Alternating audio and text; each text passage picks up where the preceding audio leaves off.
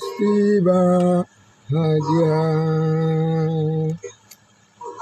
Yesus pasti bahagia.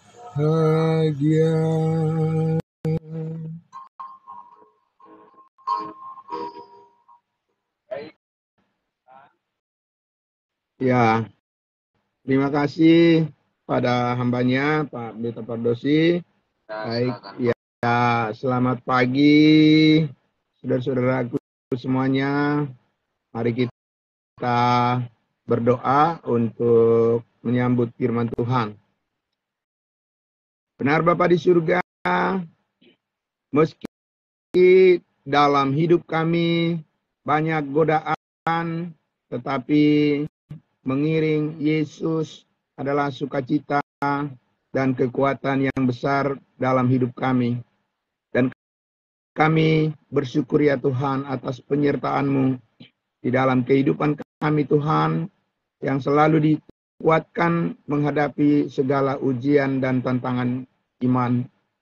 Kami berterima kasih atas segala dukungan, segala kebaikan, penyertaan kasih karunia Tuhan yang memampukan kami untuk tetap bersyukur atas segala hal. Terima kasih Bapa di dalam surga.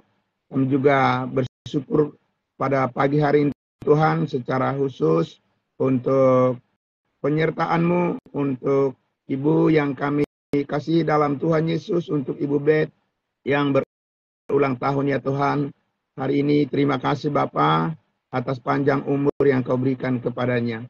Kami terus mendoakan Tuhan memberkatinya bersama dengan keluarga semuanya Tuhan, senantiasa dipimpin oleh kebaikan Tuhan, kasih karunia Tuhan, anugerah Tuhan dalam seluruh kehidupannya. Terima kasih Bapa dalam surga, kami sambut firman-Mu ya Tuhan, yang menjadi kekuatan baru bagi kami hari ini. Sebelum kami melaksanakan segala kegiatan kami yang lain, kami mohon penyertaan kasih Tuhan. Dalam nama Tuhan Yesus kami berdoa dan bersyukur. Haleluya. Amin. Amin. Selamat pagi juga untuk Cherry dari Cirebon ya. Posisi di Cirebon. Terima kasih. Baik saudara-saudaraku yang dikasihi Tuhan Yesus. Kembali lagi kita melanjutkan pembelajaran kita, perenungan kita firman Tuhan yang sangat luar biasa memberkati kehidupan kita semuanya. Dari Roma pasal 10, mari saudara-saudaraku yang dikasihi Tuhan Yesus. Roma pasal 10, saya akan membaca terlebih dahulu. Baca sekali lagi ayatnya yang ke-9 sampai ayatnya yang ke-13 ya. Ayat 9 sampai ayatnya yang ke-13. Roma pasal 9, Roma pasal 10 maksud saya, maaf. Roma pasal 10 ayat 9 sampai ayatnya yang ke-13. Demikian firman Tuhan.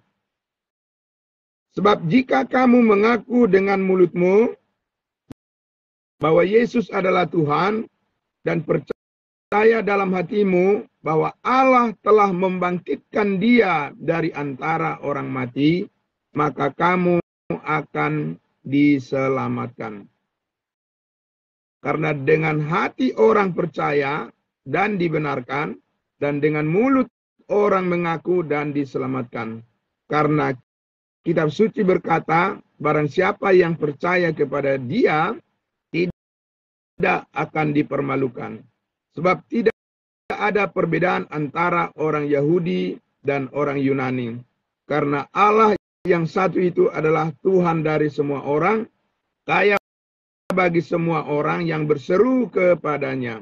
Sebab barang siapa yang berseru kepada nama Tuhan akan diselamatkan. Nah ini kemarin sudah kita lihat bagaimana perbedaan ya respon daripada orang-orang Israel terhadap panggilan Tuhan untuk mereka bisa menerima keselamatan itu adalah harus disertai dengan tanda-tanda. Ya, begitu ya Bapak Ibu ya.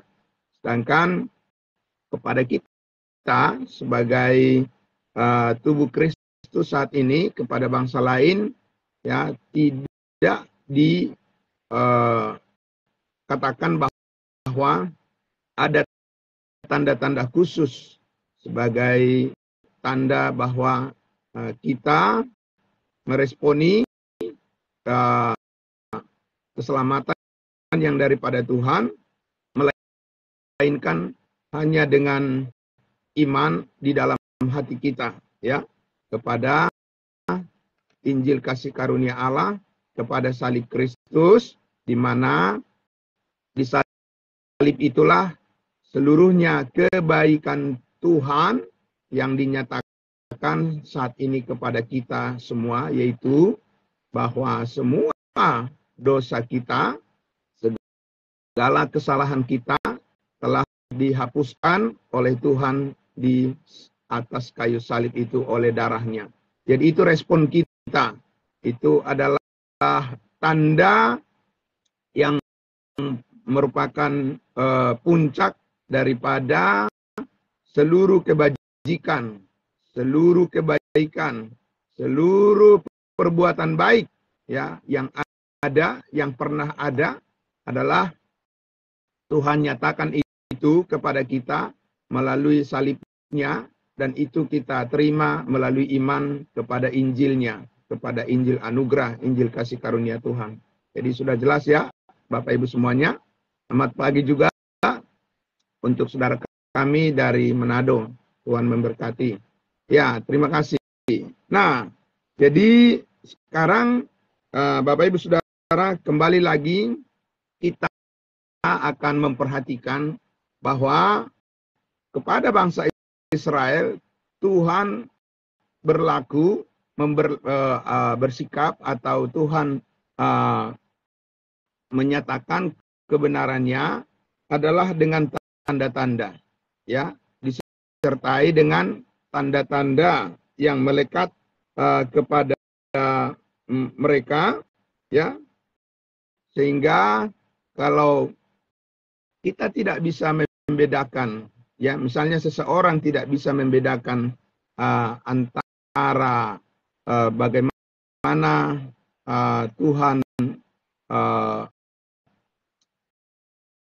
memberikan perintahnya kepada bangsa Israel dan bagaimana Tuhan memberikan perintahnya kepada kita, tidak bisa membedakan, misalnya di dalam Alkitab, kemudian dicampur adukan, maka akibatnya adalah pemberitaan Injil itu menjadi kabur, menjadi tidak jelas, atau menjadi abu-abu, atau yang Paulus katakan di Galatia pasal 1, menjadi Injil lain, berpaling kepada Injil lain, ya Bapak Ibu Saudara.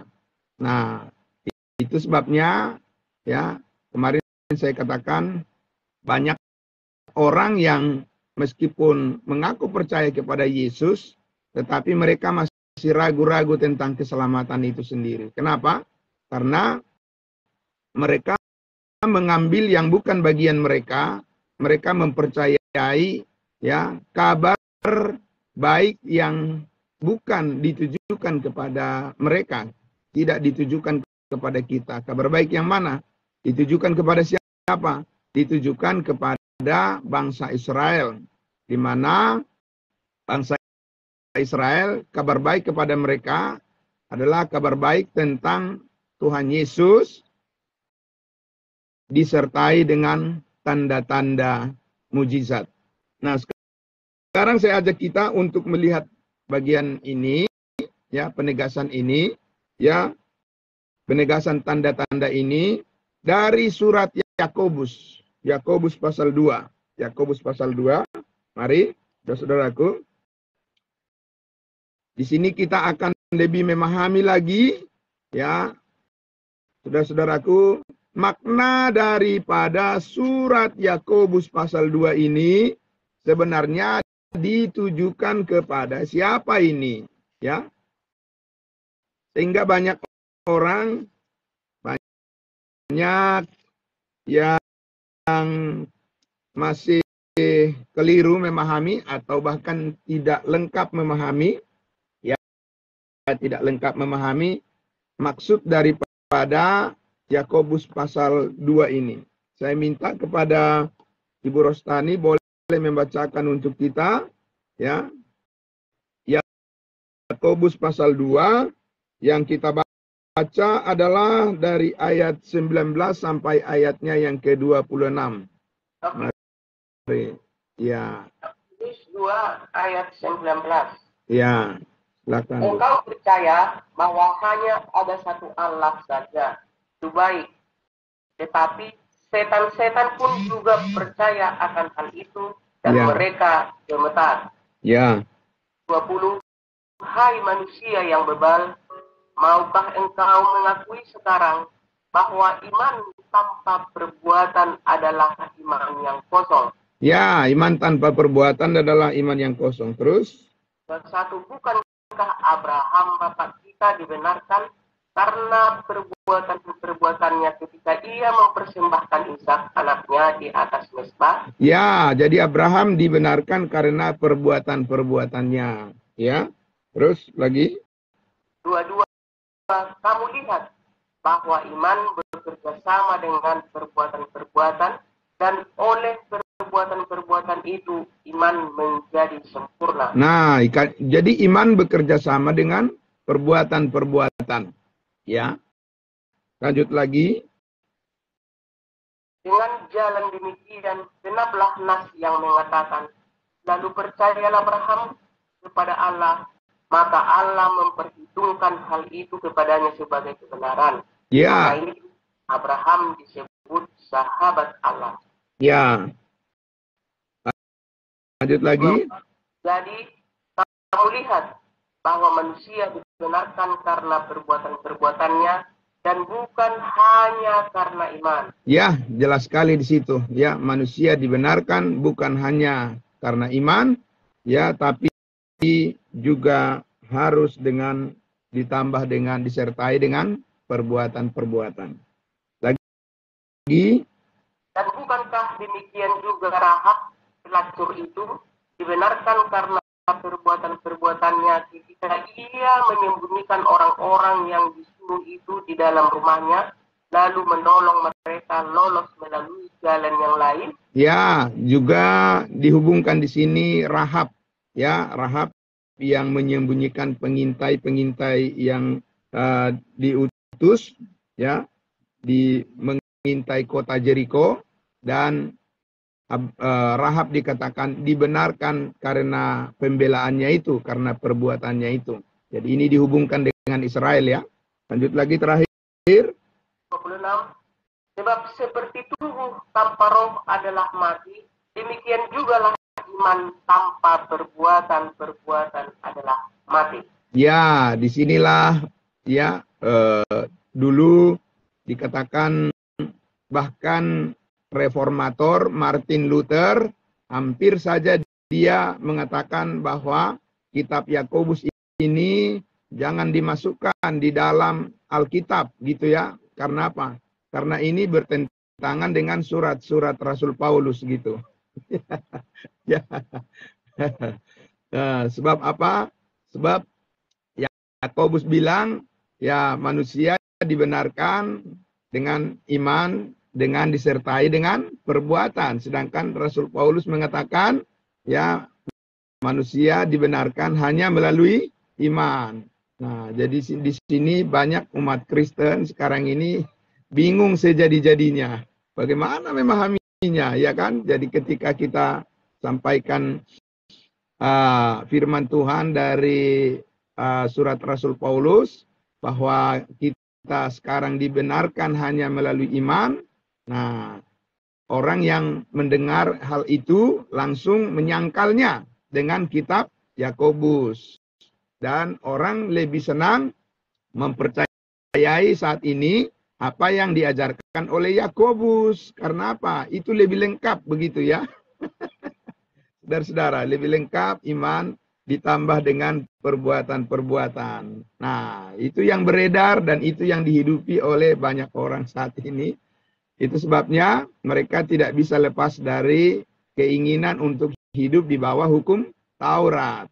Ya, padahal kita lagi perlu memahami, kalau kita mengerti saja, kalau memahami saja, ya, pembagian program Allah antara rencana Allah kepada umatnya bangsa Israel untuk kerajaannya di bumi dan untuk program dan rencana Allah memberkati bangsa-bangsa lain, yaitu untuk gereja tubuh Kristus, ya, yang ditempatkan di surga, di mana melalui Rasul Paulus ada kebenaran yang baru, yang berbeda dengan yang telah diberikan kepada bangsa Israel.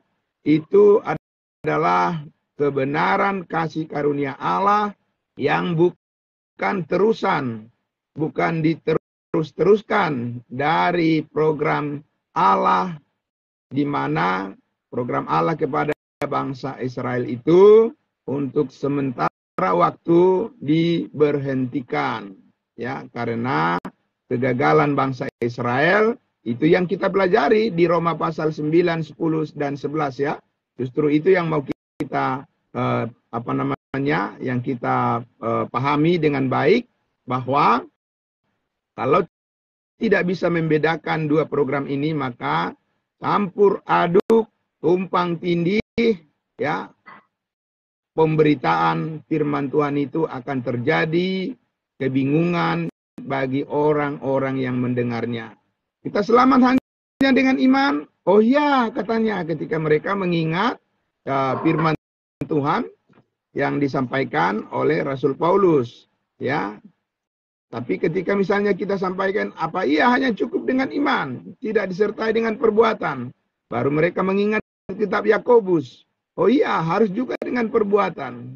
Jadi ambigu ya, ambigu, dan itu ya, pemberitaan seperti itu yang ambigu, yang tidak membedakan dua program Allah itu, mengakibatkan Injilnya membawa kebingungan dan akhirnya banyak orang yang binasa, ya, yang masuk ke dalam lautan api neraka karena mereka tidak pernah sepanjang hidupnya mempercayai Injil anugerah, Injil kasih karunia Allah, yaitu kemurnian yang saat ini kasih karunia Tuhan yang dianugerahkan hidup yang kekal kepada setiap orang yang percaya saja, bukan yang percaya disertai dengan perbuatan-perbuatan.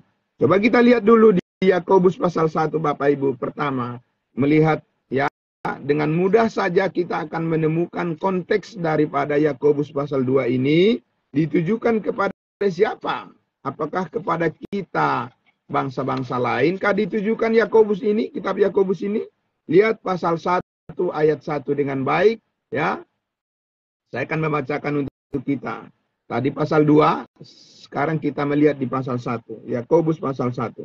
Ya. Salam dari Yakobus, hamba Allah dan Tuhan Yesus Kristus, kepada kedua belas suku di perantauan. Apakah kita juga termasuk dari kedua belas suku itu? Ya, suku mana ini? Bapak Ibu Saudara, suku kita? Ya, tidak. Ini adalah suku bangsa Israel. Berapa suku? 13, 14, 15, 16? Ya, semua suku? Tidak.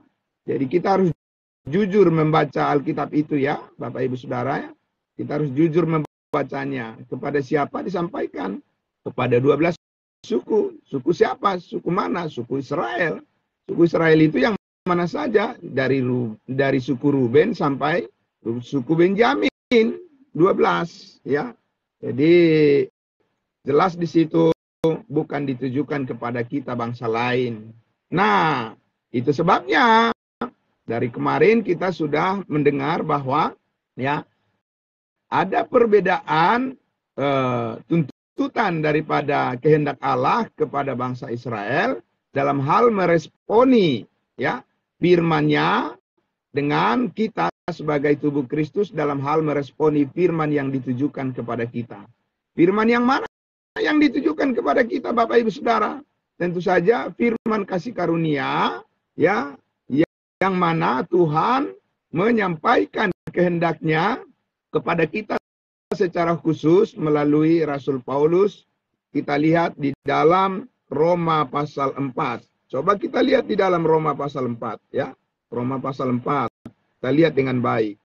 Bapak Ibu Saudara, pengetahuan kebenaran ini akan membuat kita menjadi begitu aman dan tentram, teduh hati kita, ya, begitu sejuk hati kita ketika kita mengetahui perbedaan kebenaran ini, sehingga kita bisa melihat yang mana yang menjadi pelajaran pengetahuan buat kita dan mana yang harus kita mana pengetahuan yang harus kita praktekkan, kebenaran yang harus kita percayai, yang ditujukan langsung kepada kita sebagai bangsa lain, tubuh Kristus. Roma pasalnya yang keempat, ayatnya yang keempat dan 5. Ya. Begini kata Rasul Paulus. Ayat 4. Kalau ada orang yang bekerja, upahnya tidak diperhitungkan sebagai hadiah, tetapi sebagai haknya. Ya, betul ya. Jadi kalau ada orang mendapat upah, ya berarti itu dari hasil perbuatannya. Nah, pertanyaannya, untuk beroleh hidup yang kekal, selamat masuk surga itu upah atau hadiah? Nah, di situ masalahnya, ya, saudara-saudara. Sekarang kita lihat ayatnya yang kelima, jawabannya. Ayat 5. Tetapi sebaliknya, kalau ada orang yang tidak bekerja, tidak berbuat, ya, tidak disertai dengan perbuatan, namun percaya kepada Dia, kepada Allah yang membenarkan orang durhaka, imannya diperhitungkan menjadi kebenaran. Tidak dikatakan imannya disertai dengan perbuatan-perbuatannya diperhitungkan menjadi kebenaran. Tidak, Paulus tidak mengajarkan itu. Ya, Tuhan Yesus tidak mengatakan begitu kepada Paulus untuk disampaikan kepada bangsa-bangsa lain pada kita saat ini. Tapi yang dikatakan adalah ya, tanpa disertai dengan perbuatan-perbuatan, ya, kalau percaya kepada Allah yang membenarkan orang yang percaya saat ini kepada Yesus Kristus, maka imannya itu, kepercayaannya itu diperhitungkan Tuhan menjadi kebenaran. Orang itu jadi benar, walaupun tidak disertai dengan perbuatan-perbuatan. Amin. Ya. Kenapa bisa demikian? Karena perbuatan-perbuatan yang menyertai, ya, iman kita yang sempurna adalah perbuatan-perbuatan yang sudah dilakukan oleh Yesus Kristus di atas kayu salib. Ya, tidak ada lagi perbuatan-perbuatan kita yang menyempurnakan apa yang telah dilakukan oleh Yesus Kristus di atas kayu salib. Amin. Tidak ada, tidak bisa ditambahin lagi. Ya, Bapak Ibu Saudara, ya, pernah saya kasih ilustrasi seperti misalnya kita mencoba untuk memperbaiki Tugu Monas. Ya, mana ada gunanya, Bapak Ibu Saudara? Ya, nggak ada gunanya. Kita sendiri mau memperbaiki bagaimana? Ya, karena apa?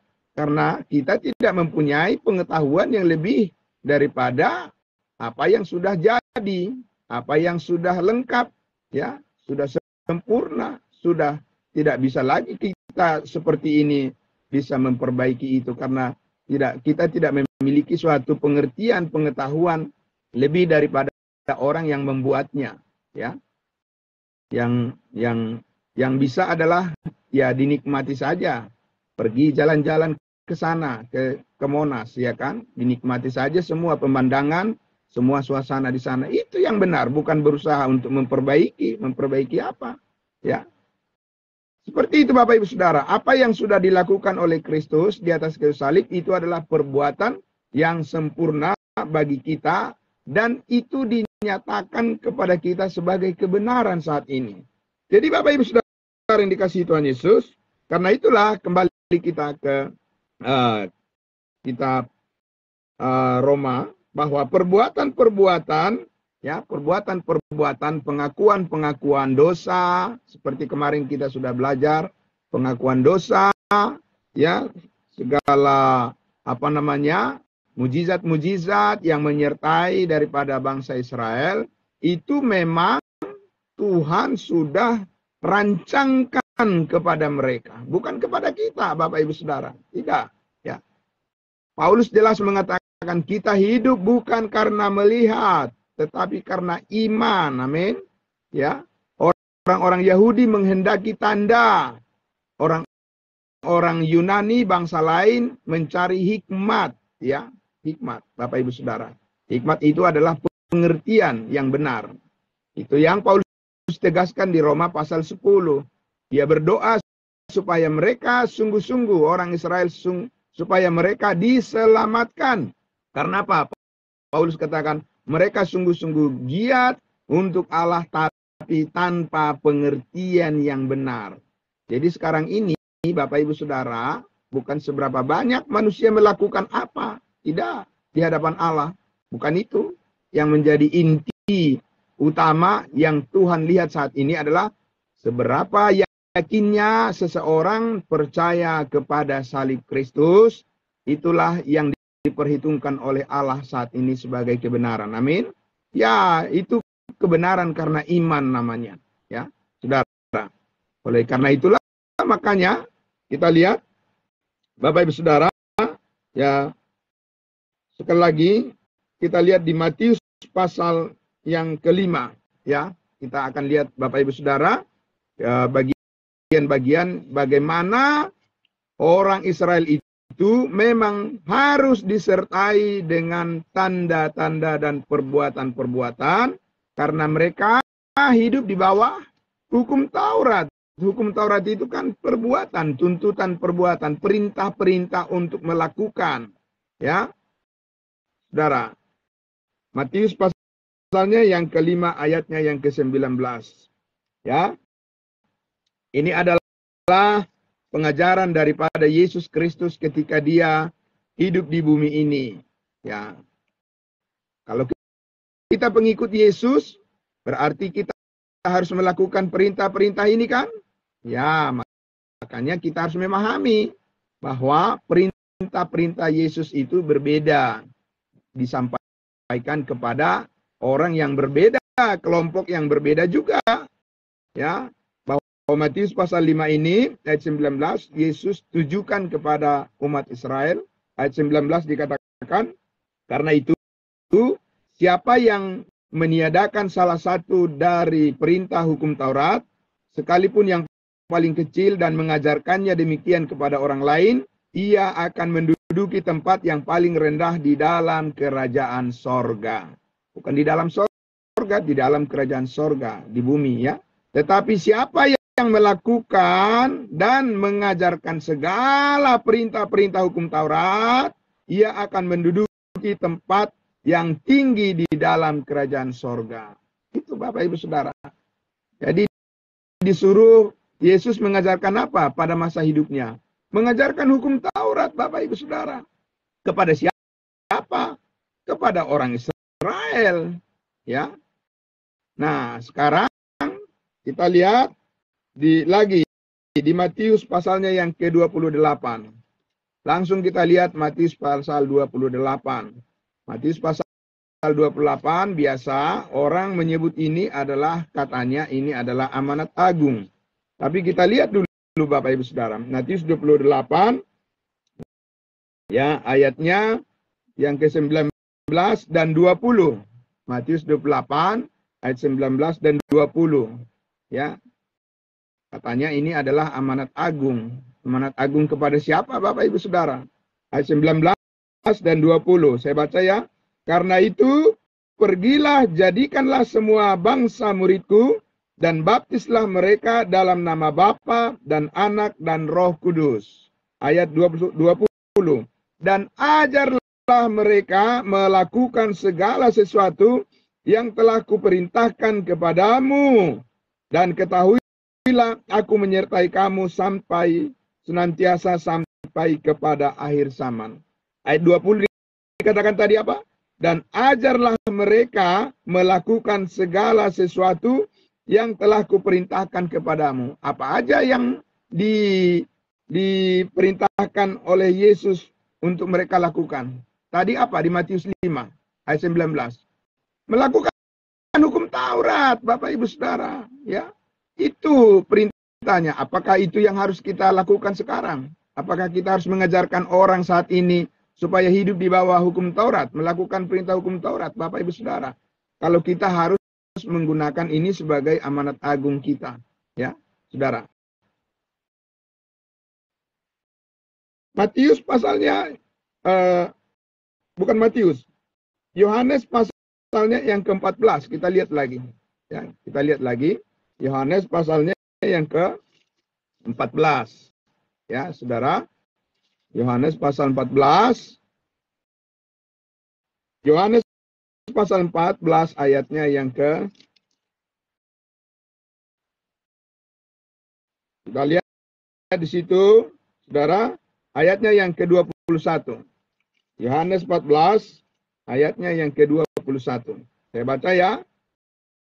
Barang siapa memegang perintahku dan melakukannya, dialah yang mengasihi aku. Dan barang siapa mengasihi aku, ia akan dikasihi oleh Bapakku, dan aku pun akan mengasihi dia, dan akan menyatakan diriku kepadanya. Barang siapa memegang perintahku dan melakukannya. Itu Bapak Ibu Saudara. Jadi bukan hanya percaya, tetapi juga melakukannya. Nah, kita lihat di situ, Tuhan Yesus mengajarkan semuanya itu di bawah hukum Taurat kepada bangsa Israel. Ya, kita lihat lagi Saudara, sesudah Yesus Kristus mati dan bangkit, kemudian Yohanes menulis lagi di 1 Yohanes 5. Kita lihat 1 Yohanes 5. 1 Yohanes 5, kita lihat Bapak Ibu Saudara, bahwa iman dan melakukan itu adalah merupakan satu paket yang tidak bisa dipisahkan dari orang Israel, ya, supaya mereka berkenan kepada Tuhan. 1 Yohanes pasalnya yang ke-5, ayatnya yang ke-2. Kita lihat, Saudara, ya, 1 Yohanes 5 ayat 2. Inilah tandanya bahwa kita mengasihi anak-anak Allah, yaitu apabila kita mengasihi Allah serta melakukan perintah-perintahnya. Jelas ya, Bapak Ibu Saudara ya. Mengasihi Allah adalah melakukan perintah-perintahnya. Perintah-perintah yang mana? Ya perintah hukum Taurat yang diajarkan oleh Tuhan Yesus semasa hidupnya. Ya, jangan tidak usah bingung. Perintah-perintah yang mana? Saudara ya. Orang-orang tidak usah bingung perintah-perintah yang mana, ya, yang dimaksud oleh Yesus Kristus, ya, yang mana yang dimaksud oleh Yohanes di sini, perintah-perintah Tuhan yang mana? Ya, perintah-perintah yang diajarkan oleh hukum Taurat. Kan itu yang diajarkan Yesus semasa hidupnya, Bapak Ibu Saudara, waktu dia hidup sebagai manusia di dunia ini. Saudara-saudara, apakah kita juga harus turut serta di dalam ya mengimani dan melakukan perintah-perintah tersebut, Bapak Ibu Saudara, hukum Taurat? Kita lihat jelas sekali. Tadi malam kita sudah membaca itu di dalam Roma pasalnya yang ke-6 ayatnya yang ke-14. Saya akan membaca untuk kita ya. Roma pasalnya yang ke-16 ayat 6 pasal 6 maksud saya, pasal 6 ya, Roma pasal 6 ayatnya yang ke-14 ya. Saya akan membaca untuk kita Roma pasalnya yang ke-6 ayatnya yang ke-14. Demikian firman Tuhan. Sebab kamu Siapa kamu? Orang Israel, bangsa Israel yang dimaksud oleh Rasul Paulus di sini? Tidak. Ya. Paulus ini sedang menulis kepada jemaat Tuhan dari bangsa-bangsa lain. Ya. Sama dengan kita juga adalah bangsa lain. Kita bukan orang Israel. Juga kita bukan Israel rohani. Inilah perintah Tuhan kepada kita sekarang. Apa? Ayat 14. Sebab kamu tidak akan dikuasai lagi oleh dosa, karena kamu tidak berada di bawah hukum Taurat, tetapi di bawah kasih karunia, Bapak Ibu Saudara.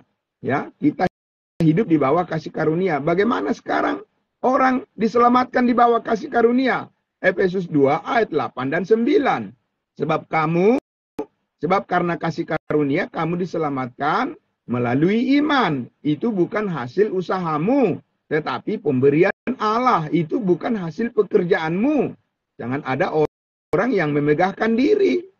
Itu tadi yang di Roma pasal 4 dikatakan, kalau ada orang yang tidak bekerja, tidak berbuat, namun percaya kepada Yesus Kristus yang membenarkan orang durhaka, imannya diperhitungkan sebagai kebenaran. Jadi bukan karena perbuatan-perbuatan orang diselamatkan saat ini. Bukan juga karena iman disertai dengan perbuatan Bapak Ibu Saudara. Yang dikasihi Tuhan Yesus. Ya. Jadi Bapak Ibu Saudara, sudah jelas apa yang dikatakan oleh Rasul Paulus tadi di situ, bahwa orang Israel mereka diselamatkan karena mereka percaya dan juga berbuat sesuatu, ya, melakukan disertai dengan perbuatan-perbuatan.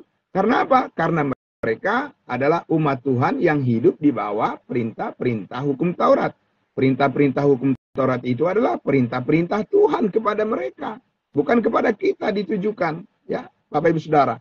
Ya, satu lagi kita lihat dulu. Di dalam Roma pasal 7 ayatnya yang ke-6. Roma pasal 7 ayatnya yang ke-6. Kebenaran yang ditujukan kepada kita saat ini harus kita syukuri dan kita hargai dengan mempercayainya. Karena itulah perintah Tuhan kepada kita. Apa perintahnya? Perintah Tuhan kepada kita adalah beriman kepada salib Kristus, ya, bukan beriman kepada Kristus dan juga disertai dengan perbuatan-perbuatan, perintah-perintah Tuhan, melakukan hukum Taurat. Tidak. 7 ayatnya yang ke-6. Roma pasal 7 ayatnya yang ke-6. Kita lihat. Tetapi sekarang kita yang percaya telah dibebaskan dari hukum Taurat. Amin. Sudah dibebaskan dari hukum Taurat. Kenapa bisa dibebaskan dari hukum Taurat? Karena Yesus telah menggenapi seluruh hukum Taurat, tuntutan hukum Taurat di atas kayu salib dengan menghapuskan semua dosa kita, mengampuni segala dosa kita sekali untuk selama-lamanya. Makanya saudara-saudaraku, pentingnya orang mempercayai bahwa segala dosanya telah diampuni oleh Tuhan. Penting sekali, amin. Penting sekali Bapak Ibu Saudara. Karena disitulah letak daripada keselamatan. Ya, kalau orang tidak percaya bahwa segala dosanya telah diampuni oleh darah Kristus, oleh Yesus Kristus, bagaimana dia bisa yakin bahwa dia sudah diselamatkan? Tidak bisa. Karena dia berarti masih terikat dengan perbuatan-perbuatannya sendiri. Masih terikat dengan tuntutan-tuntutan hukum Taurat. Ya, maka itulah yang menyulitkan dia untuk menerima kebenaran saat ini, kebenaran Allah. Dan dia akan menjadi, orang-orang seperti itu akan menjadi seperti orang Israel yang gagal. Giat-giat untuk Allah tapi tanpa pengertian yang benar. Nah, Bapak Ibu Saudara yang dikasihi Tuhan Yesus. Lalu, ya, sebagai penutup di sini. Kalau begitu, berarti kita ini melakukan perbuatan baik selama hidup kita sesudah kita diselamatkan. Oh, tentu saja Bapak Ibu Saudara. Allah menghendaki supaya kita melakukan perbuatan-perbuatan yang baik. Ya, kita lihat di dalam Efesus pasal 2. Supaya lengkap kita baca Efesus pasal 2 ayatnya yang ke-8 sampai 10. Baca ya. Ayat 8 sampai 10 Efesus pasal 2. Sebab karena kasih karunia kamu diselamatkan melalui iman, itu bukan hasil usahamu tetapi pemberian Allah, itu bukan hasil pekerjaanmu, Jangan ada orang yang memegahkan diri. Ini adalah jalan keselamatan saat ini. Ya, hanya melalui iman. Hanya melalui iman. Bukan dengan iman disertai dengan perbuatan-perbuatan. Tidak. Hanya melalui iman. Iman kepada apa? Jangan hanya iman kepada Tuhan Yesus saja. Ya, iman kepada Yesus sebagai Tuhan dan Juru Selamat. Jangan begitu saja, Bapak Ibu Saudara. Kepada iman kepada Tuhan Yesus yang sudah mati mengampuni segala dosa kita sekali untuk selama-lamanya. Itu iman yang harus diimani. Harus jelas. Itu yang harus diimani. Ya, Bapak Ibu Saudara. Maka di ayat 10 dikatakan, karena kita ini, sesudah kita diselamatkan, karena kita ini buatan Allah diciptakan dalam Kristus Yesus untuk melakukan pekerjaan baik. Amin. Bukan untuk hidup hura-hura, bukan untuk hidup sesuka hati, bukan untuk hidup menyimpang dari kehendak Allah, bukan untuk hidup berbuat dosa. Tidak, Bapak Ibu Saudara. Kita diselamatkan untuk apa? Untuk melakukan pekerjaan baik. Tapi pertanyaannya, pekerjaan baik yang mana, Bapak Ibu Saudara? Bukan pekerjaan baik yang menurut perintah-perintah hukum Taurat. Tidak. Pekerjaan baik yang dipersiapkan Allah sebelumnya. Ia mau supaya kita hidup di dalamnya. Pertanyaannya adalah, tahu atau tidak pekerjaan baik yang sudah dipersiapkan Allah untuk kita? Tahu atau tidak? Kalau tidak tahu, makanya jatuh kepada perintah-perintah hukum Taurat. Ya, Bapak Ibu Saudara, ya, tahu, mengerti atau tidak? Apa saja pekerjaan baik yang telah dipersiapkan untuk kita sebagai tubuh Kristus, pelayanan yang dipersiapkan Allah untuk kita sebagai tubuh Kristus, perbuatan baik yang dipersiapkan oleh Allah untuk kita sebagai tubuh Kristus, tahu atau tidak? Mengerti atau tidak? Kalau tidak mengerti, ya itulah sebabnya pasti jatuh kepada perbuatan-perbuatan di bawah hukum Taurat. Kembali lagi kepada hidup lama. Itulah yang terjadi kepada jemaat Galatia, Bapak Ibu Saudara. Mereka ingin hidup di dalam perbuatan-perbuatan baik menurut hukum Taurat, dan itu adalah perbuatan daging namanya. Tapi Paulus mengatakan apa? Kita sudah memulai dari kehendak Roh Kudus, yaitu kehendak Roh Kudus yang memeteraikan kita. Karena kita percaya kepada kasih karunia Allah, kita pasti diselamatkan. Kita berada di dalam Yesus Kristus. Dan kita juga akan meneruskannya hidup di dalam pimpinan Roh Kudus, yaitu hidup berdasarkan kuasa perintah kasih karunia.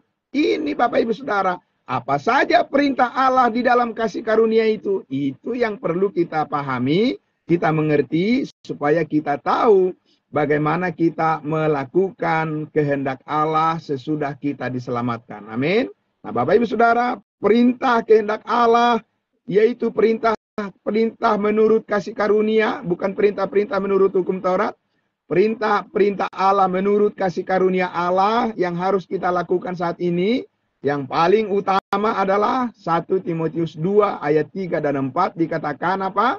Inilah yang dikehendaki oleh Allah juru selamat kita, supaya semua orang diselamatkan dan datang kepada pengetahuan akan kebenaran. Amin. Jadi bagaimana kita menyaksikan Injil kasih karunia Allah? Itu adalah pekerjaan baik yang mulia yang ditugaskan oleh Tuhan sebagai amanat agung kita untuk menyampaikannya kepada semua orang, seperti yang kita lakukan di pagi hari ini dan seterusnya. Dan melakukannya di dalam seluruh hidup kita, menyampaikan Yesus telah mati mengampuni segala dosamu di atas kayu salib satu kali untuk selama-lamanya. Jika engkau percaya pada pekerjaan yang sudah selesai dilakukan oleh Yesus Kristus, engkau tidak hidup di bawah hukum Taurat lagi, tetapi engkau hidup di bawah kasih karunia. Kapan saja engkau meninggalkan dunia ini, engkau pasti masuk surga.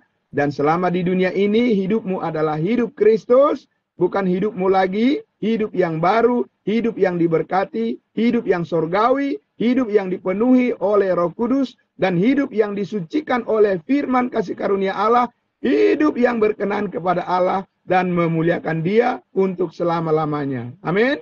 Bapak Ibu Saudara, itulah firman Tuhan yang memberkati kita di pagi hari ini. Tetap semangat untuk memuji Tuhan, tetap semangat melakukan seluruh tugas kita, ya, karena kita tahu apa yang kita lakukan bukan lagi merupakan kehendak kita sendiri, tapi perbuatan baik yang kita lakukan adalah berdasarkan kesadaran kita bahwa Tuhan bekerja melalui kita, memuliakan Dia di dalam segala apa yang kita lakukan, menjadi berkat yang besar bagi kehidupan kita, pribadi, keluarga, maupun kepada semua orang di lingkungan kita. Amin. Dimuliakanlah nama Tuhan kita Yesus Kristus, dan diberkatilah semua saudara-saudaraku yang mendengarkan kebenaran firman Tuhan di pagi hari ini. Mari kita berdoa. Bapa di dalam surga, terima kasih Tuhan. Kami sekarang sangat mengerti bahwa hidup kami di bawah kendali, di bawah kontrol, di bawah daripada pengendalian perintah-perintah Allah menurut kasih karunia-Mu, dan kami ingin hidup di dalamnya, di dalam perbuatan baik, pekerjaan baik yang dicakup oleh pekerjaan Yesus Kristus yang sudah selesai di atas kayu salib. Kami hidup di dalamnya melalui iman kami kepada kebenaran, setiap kebenaran yang diungkapkan oleh Tuhan melalui firman-Mu. Kami menghidupinya, kami mempercayainya, kami melakukannya untuk memuliakan Tuhan. Terima kasih Bapa, karena Engkau menyediakan upah besar di surga bagi setiap orang yang menghidupi kebenaran-Mu, orang percaya-Mu. Di dalam tubuh Kristus kami bertumbuh dan menjadi kuat semuanya. Di dalam nama Tuhan Yesus kami berdoa dan bersyukur. Haleluya. Puji Tuhan. Amin. Amin. Terima kasih. Selamat pagi semuanya. Ya, salam untuk kita semua. Salam. Terima kasih juga saudara kami dari Manado. Tuhan memberkati. Ya, puji